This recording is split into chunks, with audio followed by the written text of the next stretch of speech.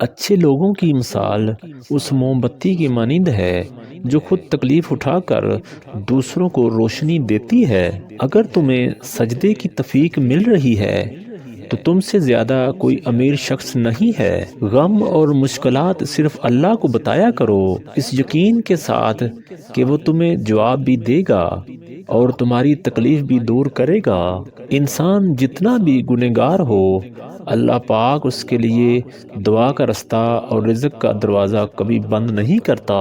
غم کی زندگی میں سب سے بڑی اہمیت یہ ہے کہ غم دل کو بہت نرم کر دیتا ہے۔ اگر غم نہ ہوتے تو انسان پتھر ہی رہتا۔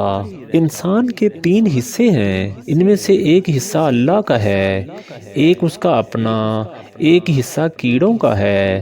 جو حصہ اللہ کا ہے وہ روح ہے، جو حصہ اپنا ہے وہ عمل ہے، جو کیڑوں کا ہے وہ جسم ہے۔ بڑے بڑوں کی بڑی بڑی خدمت کرنے کے بجائے چھوٹے لوگوں کی چھوٹی چھوٹی ضرورت پوری کر دیا کرو۔ ان کی زبان سے نکلی ہوئی دعا آپ کی تقدیر بدل سکتی ہے۔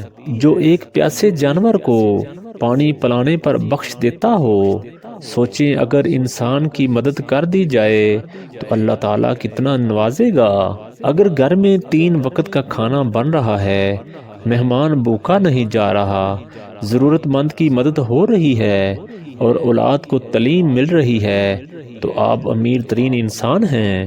مصیبت کے وقت بھی مطمئن نظر آؤ اور مشکلات کے باوجود خوش باش رہو۔ بلندی کو اللہ نے انکساری اور عاجزی میں چھپا دیا ہے اور لوگ اسے تکبر میں تلاش کرتے ہیں۔ ایک شخص امام شافعی رحمہ اللہ کے پاس آیا کہ فلاں شخص آپ کی برائی کرتا ہے۔ آپ رحمہ اللہ نے فرمایا، اگر تو سچا ہے تو چغل خور ہے اور اگر جھوٹا ہے تو فاسق ہے۔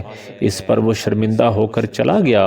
موت کی سختی ہر مسلمان مومن کے ایمان کے مطابق ہوتی ہے۔ اے اللہ کریم، ہمیں موت کی سختیوں سے اپنے حفظ و ایمان میں رکھنا اور ایمان پر ثابت قدم رکھنا۔